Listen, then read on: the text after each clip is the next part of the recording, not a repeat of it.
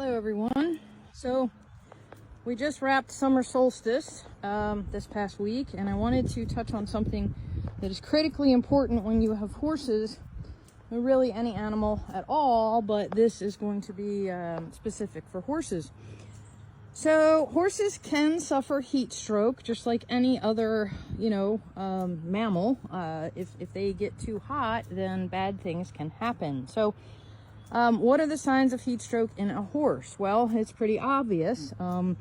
Excessive sweating, elevated temperatures, discolored mucous membranes, meaning if you peel their lips back and their gums are like a dark kind of reddish or muddy color, almost like a really sort of like a brownish or orangish muddy color is the best way I can describe it. That can be a sign of heat stroke. Dehydration. Hey, stop. Shakespeare was just correcting True there. Anyway, all of these things, elevated temperatures, anything over 105 degrees is really way too hot for a horse. Shakespeare is guarding me right now. He's not wanting any other horses to come near me, so that is why he's behaving this way. But anyway, long story short, you want to watch out for these things. If you're working a horse or you have a horse in the summertime and you notice really excessive sweating, and yes, this is a sign of sweat. You see all this white on his coat. This is all where he has sweat. This is salt. If I were to actually taste this right now, which I will not do, but it is going to taste salty because he is sweating out salt.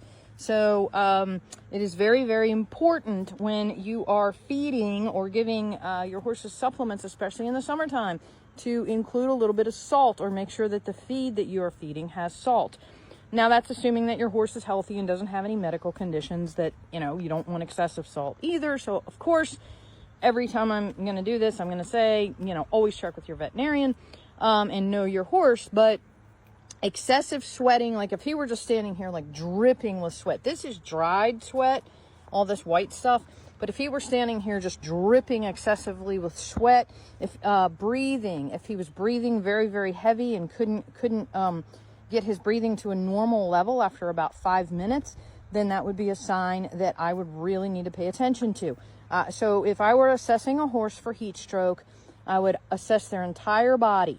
I would check their gums, make sure they're not the mucous membrane, the membranes in there aren't all messed up, like muddy, like a muddy color. Check those, make sure they're a healthy pink.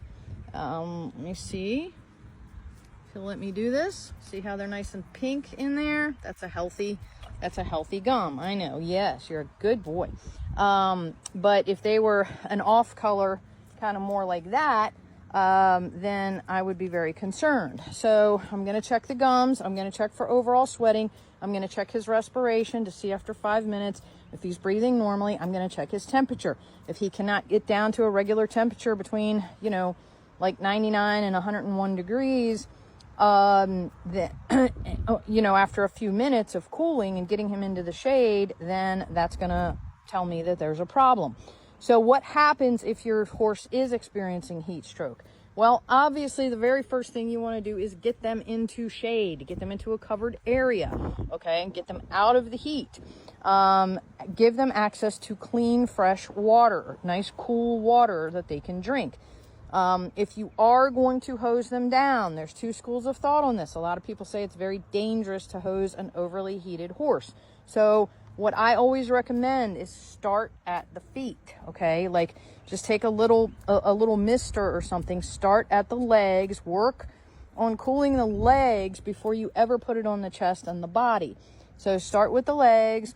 I would do that for maybe about 5 minutes or so, and then you can move up to the chest area, up to here. Start cooling this area. Don't go all the way down the back and go crazy with it. Let their body temperature gradually adjust to the cooler hose. Then, so move, up through here, and then you can get to the neck, get under the mane, and then you can progressively go back throughout the body. When you are done hosing them down, folks, take a sweat scraper and scrape them off, okay? so that they can dry. Keep them in the shade, put up some fans if you have them, and then just keep regulating, keep checking their signs and make sure that their body temperature is regulating. So these are all things that you can do if your horse goes into heat stroke. And then if you're not noticing any improvements and your horse is still way off, then I would absolutely call a vet, because heat stroke is no joke. So you can see that we've set up heat protection as best as possible. I've got this sun visor here on Wyatt's nose because his nose burns so badly in the summertime. It blisters. He gets really big marble-sized blisters, sun blisters on his nose, so he has a sun visor. I know, sweetheart. He has a sun visor on his nose. He also has these fly masks, actually help with the UV rays for the sun, and then of course they protect from the insects. Shakespeare does not have a white nose. He has a black nose. So I get him a fly mask with this little fringe on it. It just helps keep the flies down. But he doesn't necessarily he doesn't blister or anything the way Wyatt does. Same thing with True. True has a pink nose, and her nose will get very sunburned in the summertime.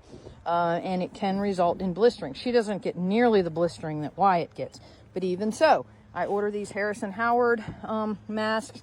They have the sun visor on them, and it protects them from, that really harsh sun. It's got the nice forelock hole there, so, you can pull that forelock out, and then, of course, it does the rest of the protection as well. I know, sweet girl. And speaking of True, I did a video the other day about her hives.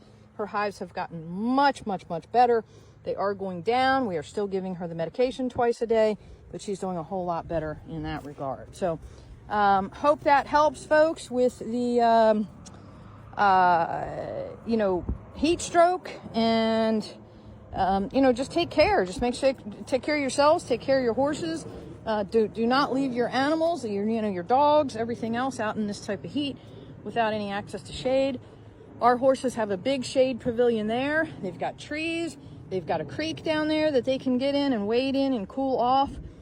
We always make sure that they have access to what they need to keep them cool and living their best lives. We've got 94-degree temperatures coming up this week.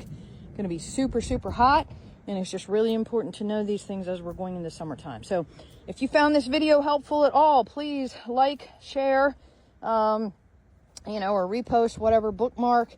And, give us a comment, give us a shout out. Let us know if this helps you at all. Let us know what other experiences you might have had with horses. And, as always, I appreciate the follow. Thanks so much.